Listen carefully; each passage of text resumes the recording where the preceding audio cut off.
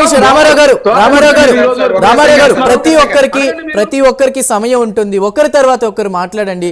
Debate చూస్తున్న వాళ్ళకు కూడా మీరు ఏం మాట్లాడుతున్నారో అర్థం కాని పరిస్థితి. ప్లీజ్ దయచేసి గమనించండి. ఒకరి తర్వాత ఒకరు మాట్లాడండి. వారు ఒక ప్రశ్న వేశారు, మీరు ఒక ప్రశ్న వేశారు. ప్లీజ్ ఒకరి తర్వాత ఒకరు మాట్లాడండి. చెప్తా ఉంటే అడ్డం మాట్లాడితే ఎవరికి అర్థం కాదు.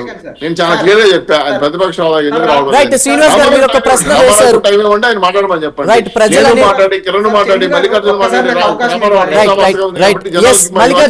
మల్లికార్జున్ గారు చెప్పండి. ఒక్క నిమిషం, మీ ముగ్గురు ఒక్క నిమిషం. సార్ ఈ రోజు రామారావు గారికి మేము ఒకటే విజ్ఞప్తి చేస్తున్నాం సార్. రాజ్యాంగంలో by the people, of the people, for the people, serve the people అని అంబేద్కర్ గారు స్పష్టంగా పేర్కొన్నారు. మనకు మినిమం 18 సీట్లు వస్తేనే ప్రతిపక్ష హోదా కావాలని.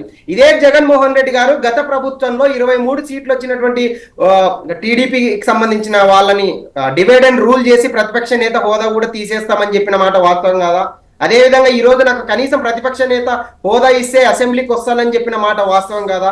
ఈ రోజు ఈ జగన్మోహన్ రెడ్డి గారి ప్రభుత్వం ఒక్క ఛాన్స్ అని చెప్పేసి ఆంధ్రప్రదేశ్ రాష్ట్రాన్ని నడ్డి విరిచింది సార్. ఉదాహరణకి ఈ రోజు మనం ప్రస్తుతం రాష్ట్ర ఖజానాపై ఎంత అప్పు పడిందంటే దాదాపు 5.62 లక్షల కోట్ల అప్పు ఈ రోజు ఉంది. ఈ రోజు ఒక్క నెలకు దాదాపు 2,400 కోట్లు వడ్డీ కడుతున్నామంటే ప్రతి సంవత్సరం 28,000 కోట్లు ఈ రోజు మనం వడ్డీ కడుతున్నాం సార్. ఈ రోజు గత ప్రభుత్వ హయాంలో హిందూ దేవాలయాలపై గానీ, హిందూ భక్తులపై గానీ, హిందూ గుళ్ళపై గానీ దాడి జరగలేదా?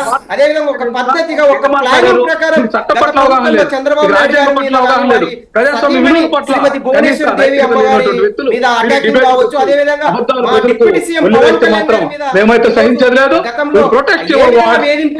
జనసేన కార్యకర్తలు సత్యకుమార్ యాదవ్ గారు, మా వైద్య ఆరోగ్య శాఖ మంత్రి వర్యులు సత్యకుమార్ కూడా రాజ్యాంగ విరుద్ధమైనటువంటి చట్టంలో లేనటువంటి విషయాలను ప్రజలకు చేరవేయాలనే ప్రయత్నం చేస్తే మాత్రం ఒక సాక్ష్యం తీసుకురాని ఛాలెంజ్ చేస్తున్నా. కాబట్టి 11 సీట్లతో మీకు ప్రతిపక్ష హోదా అనేది కనీసం ఇప్పటికైనా మీరు కనువిప్పు చేసుకొని ప్రజల దగ్గరికి వెళ్ళి ప్రజల సమస్యలు తెలుసుకొని ప్రజల కోసం ఉప ముఖ్యమంత్రి నేత హోదాన్న గెలుస్తుంది. కనీసం ఆ కార్యక్రమాలు తప్పకుండా ఉంటాయి. అది మీరు గుర్తించాలని చెప్పేసి ఈ రోజు నేను వైఎస్ఆర్సీపీ నాయకులకు, వైఎస్ఆర్సీపీ ప్రజాప్రతినిధులకు, ముఖ్యంగా జగన్మోహన్ రెడ్డి గారిని మేము ఈ రోజు ప్రజల కోసం పనిచేయండి.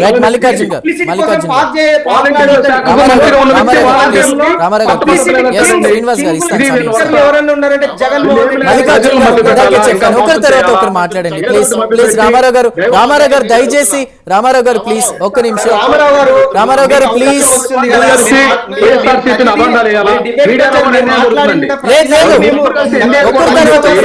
మీరే మాట్లాడండి. శ్రీనివాస్ గారు ఒక నిమిషం. మల్లికార్జున్ గారు ప్లీజ్ ఒకరి తర్వాత ఒకరు మాట్లాడండి. మీరు ఇలా ఇద్దరు ముగ్గురు మాట్లాడితే ఆ డిబేట్ లో ఏ పాయింట్ మీద మాట్లాడుతున్నారో ప్రజలకు అర్థం కాదండి. చూసే వాళ్ళకి, నాకు అర్థం కాదు, ప్రజలకు అర్థం కాదు. రామారావు గారు మీ పాయింట్ ఏంటి? మీ పాయింట్ ఏంటి? స్ట్రైట్ ఫార్వర్డ్ గా మీ క్వశ్చన్ ఏంటి రామారావు గారు? ఇప్పుడు గతంలో రామారావు గారు ఒక్క నిమిషం. ఇప్పుడు విద్యుత్ ఛార్జీల మీద కావచ్చు, రైతు సమస్యల మీద పోరాటం అంటూ కూడా ఆందోళన చేపడుతున్నారు. మరి గతంలో 9 సార్లు విద్యుత్ ఛార్జీలు పెంచలేదా? తీసుకొచ్చినటువంటి అప్పు అంతా కూడా రాష్ట్రంలో పెట్టకుండా ఎటు వెళ్ళిపోయిందండి? మీ సమాధానం ఏంటి? ప్రజలకి మేము అబద్ధం చెప్పట్లేదండి, పెంచుండొచ్చు. కానీ ఎన్నికలకు ముందు ఎన్డీఏ ప్రభుత్వం చంద్రబాబు నాయుడు గారు, పవన్ కళ్యాణ్ గారు కానీ స్పష్టంగా చెప్పారు, ఒక్క పైసా కూడా, ఒక్క రూపాయి కూడా ఈ యొక్క రాష్ట్రంలో ప్రజల మీద విద్యుత్ భారం మోపమని అబద్ధాలు చెప్పి ఈ రోజు 17,000 కోట్ల రూపాయల పైగా ఒక 6.5 నెలల్లోనే విద్యుత్ ఛార్జీల మీద మోపారు. అసలు మనకు తెలిసిన విషయమేనండి. ఈ యొక్క 6.5 నెలల్లో 1,00,000 కోట్ల రూపాయలు అప్పులు చేసినటువంటి ఈ ప్రభుత్వం గతంలో అనవసరంగా జగన్మోహన్ రెడ్డి గారి మీద అప్పులు చేశారని చెప్పి నిందలు మోపారు. ఏది చేసిన దానికంటే ఎక్కువ చెప్పారు, అబద్ధాలు చెప్పారు. అట్లాగే ఇప్పుడు ఏదైతే పన్నులు కానీ ప్రజల మీద భారం కానీ 6.5 నెలల్లోనే 1,00,000 కోట్లకు పైగా పన్నుల భారం ప్రజలు నెత్తిన టోపీలు పెట్టారు. వీళ్ళు ఏం చెప్పారు? జగన్మోహన్ రెడ్డి గారి కంటే మెరుగైన విధానం చేస్తాం, 1 రూపాయి కూడా ఎటువంటి ఛార్జీలు, విద్యుత్ ఛార్జీలు కానీ, బస్ ఛార్జీలు కానీ ఏ ఛార్జీలు పెంచమని చెప్పి నేనేమంటానంటే మీరు పెంచుతామని చెప్పారు. చెప్పండి, ఉచిత ఇసుక తీసుకోండి.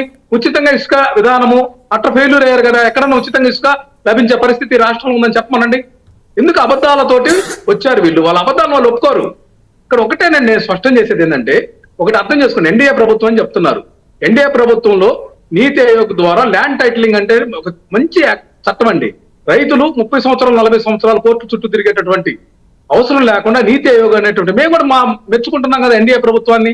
నీతి ఆయోగ్ ద్వారా మంచి చట్టం తెచ్చారు, అది ల్యాండ్ టైటిలింగ్ యాక్ట్. దాన్ని అమెండ్మెంట్ చేసుకుంటే జగన్మోహన్ రెడ్డి గారు అదే కూటమిలో భాగస్వాములుగా ఉండి చంద్రబాబు నాయుడు గారు పేజీలు ల్యాండ్ టైటిలింగ్ యాక్ట్ కు వ్యతిరేకంగా భూబకాసురులు తింటారు, ఇందుట్లో రైతులకు అన్యాయం జరుగుద్ది, ఇదంతా కూడా భూ కబ్జాదారులకు వత్తాసు పలకడానికే. వేలాది ఎకరాల అసైన్మెంట్ ల్యాండ్స్ ఈ భూబకాసురుల చేతిలో ఉన్నాయి. జగన్మోహన్ రెడ్డి గారి పరిపాలన పారదర్శకంగా ఉంది, వికేంద్రీకరణ దిశగా జరుగుతుంది, పారదర్శకంగా జరుగుతుంది. ఒక ట్రాన్స్పరెంట్ మెథడ్ లో ఏదైతే అవినీతి రహితంగా పాలన తెచ్చేయాలని ఆయన లక్ష్యానికి తూట్లు పడవడానికి వీళ్ళు విష ప్రచారం చేసి ఈరోజు అధికారంలో రాగానే మనకి అధికారం దొరికింది, ఇప్పుడే మనం అన్ని సరి చేసుకోవాలా, ఇప్పుడే కంకణం కట్టుకున్నారు తప్ప ప్రజాస్వామ్యంలో ప్రజాబద్ధంగా. ఇన్ని సమస్యల మీద పోరాడినప్పుడు ప్రజలు రిజల్ట్ లో ఎందుకు మరి 11 సీట్లే ఇచ్చారు? శ్రీనివాస్ గారు చెప్పండి. రామారావు గారు చెప్పింది